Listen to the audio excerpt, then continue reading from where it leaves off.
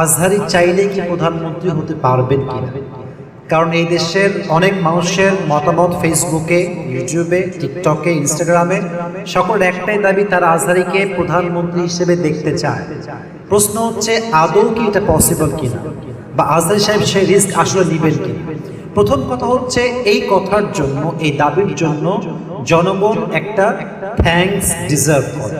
কারণ যেই দেশের জনগণ একজন আলেমকে, চাই সে আজহারি হোক কিংবা অন্য কেউ হোক, যেই দেশের জনগণ একজন আলেমকে প্রধানমন্ত্রী হিসেবে দেখতে চায়, এটাই তার প্রমাণ যে এদেশের মানুষ ইসলামিক শাসন চায়, কোরআনের সংবিধান চায়। ঠিক কিনা বলেন যুবক ভাইরা? দ্যাটস রিয়েলি রিয়েলি অ্যাপ্রিশিয়েটেড, মাশাআল্লাহ। এটা খুব ভালো লাগছে আমার কাছে বিষয়টা। এখন দেখেন যুবক ভাইরা, এর একটা কারণ আছে।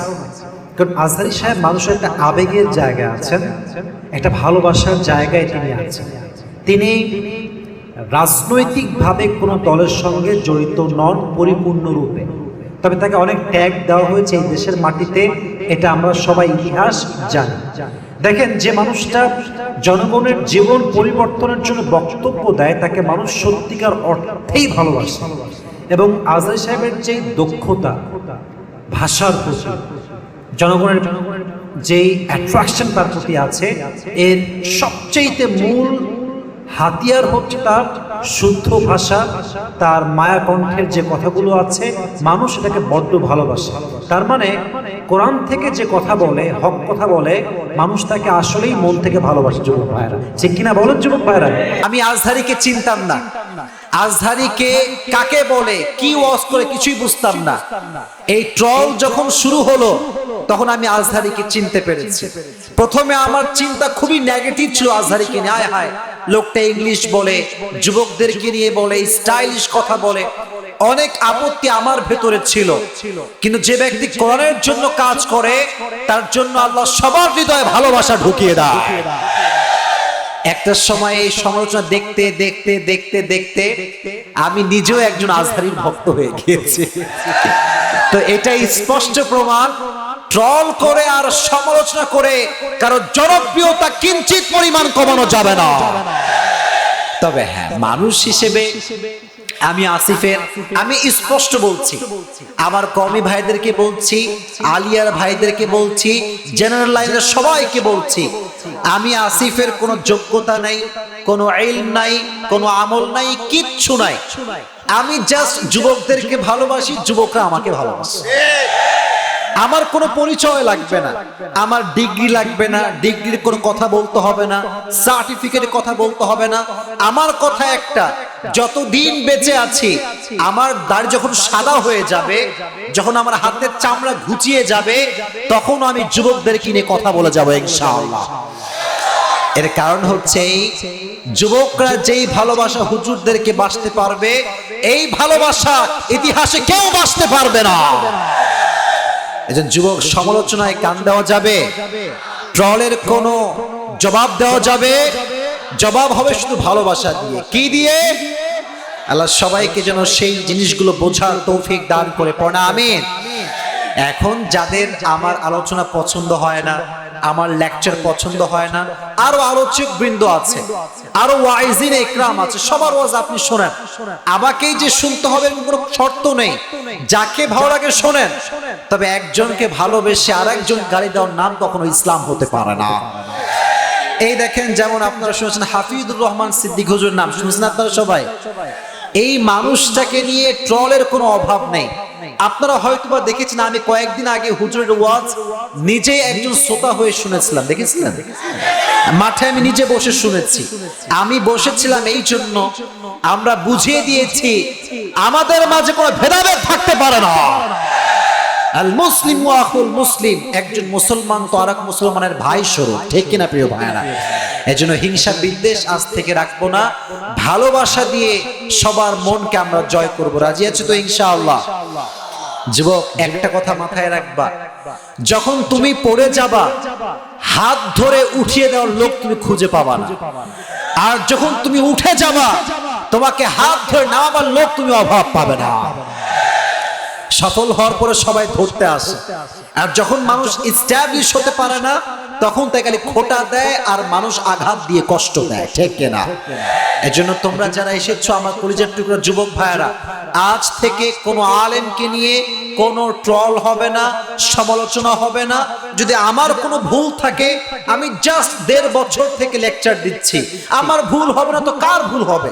বয়স খুবই কম, যেহেতু বয়স কম ভুল হতে পারে, ট্রল নয়, দোয়া করে দিবেন। রাজি আছেন তো ইনশাআল্লাহ? আল্লাহ তৌফিক দান করুক, সকলেই পড়া আমিন। তাহলে যে কিতাব থেকে তাফসীর শুনবো, কিতাবটার নাম কি? হয়নি, জোরে, আরো জোরে। কোরআনে কোনো ভুল আছে? কোনো সন্দেহ আছে?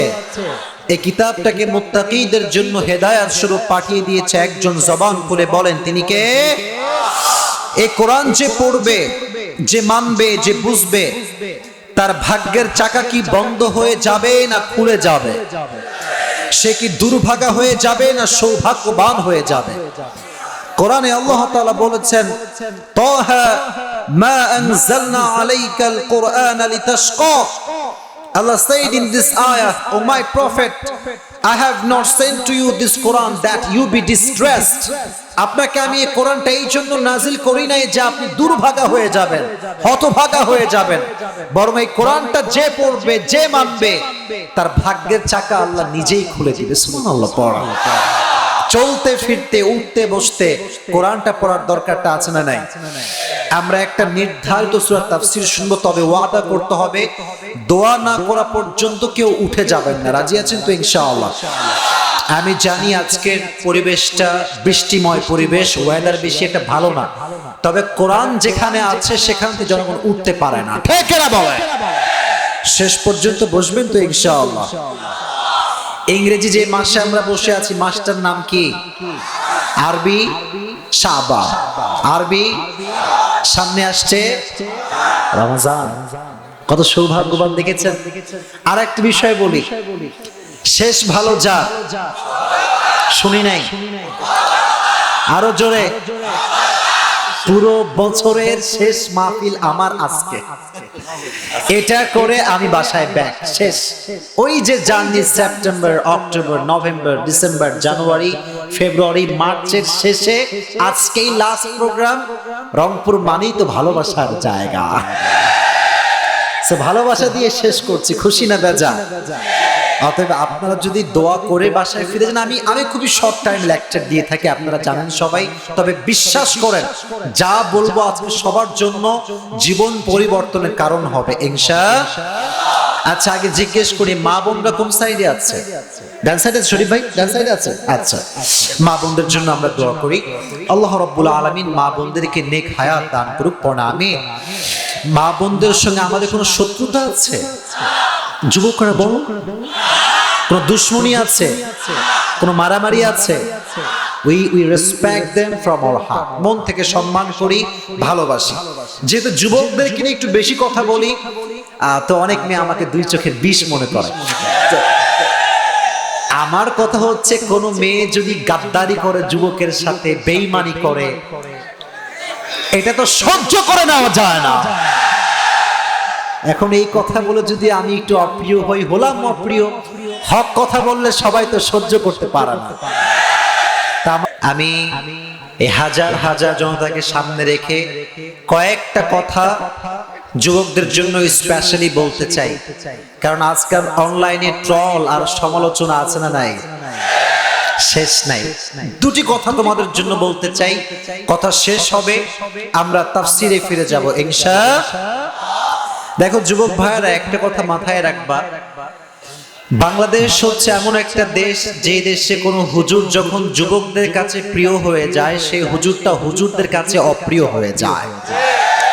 কোন হুজুর যখন জনপ্রিয়তার শীর্ষে উঠে যায়, তখন তাকে নিচে নামাবার লোক অভাব হয় না। ইউটিউবার বলেন, যারা ফেসবুকে কন্টেন্ট ক্রিয়েটর বলেন, ভিউ পাইলেই হবে। খালি ভিউ পাওয়ার জন্য আলেমদের বিরুদ্ধে মিথ্যা মিথ্যা তহমত লাগিয়ে দেয়। এরকম ইউটিউবার আছে না নাই? তো তোমরা আমাকে অনেক ভালোবাসো, আমি জানি।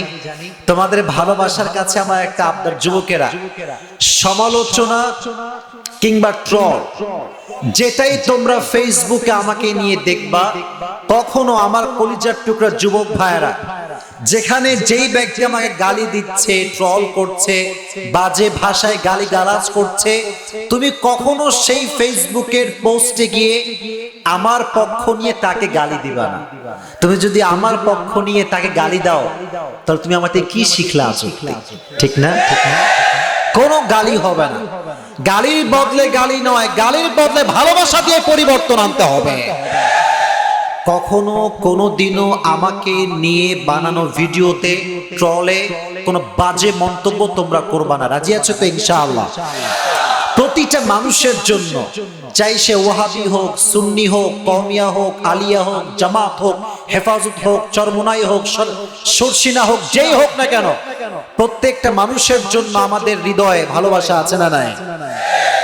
আর একটা কথা আমাকে জবাব দিন তো যুবক ভাইরা, একটু মনোযোগ দিয়ে শোনেন। বাংলাদেশের আমাদের যে অবস্থা, বাংলাদেশে এমন কোন বড় হুজুর কি আছেন যে হুজুর জনপ্রিয় হয়েছেন কিন্তু সমালোচনা হয়নি? এমন কোন হুজুর কি আছে বাংলাদেশে? কথা বলতে হবে রংপুরের ভাইরা, আছে? আছে? এরকম কোন হুজুর বাংলাদেশে নেই। বাংলাদেশের সবচেয়ে টপ ফেমাস সেলিব্রিটি হচ্ছে মিজানুর রহমান আজহারী। তাকে নিয়ে সবচেয়ে বেশি অনলাইনে ট্রল করা হয়েছে। এই যে আমি আসিফকে আপনারা এখন সবাই চেনেন, আমাকে একটু আমার দিকে তাকান। আমি যে কথাগুলো বলি মুরব্বীরাও শুনবেন, যুবকেরাও শুনবেন।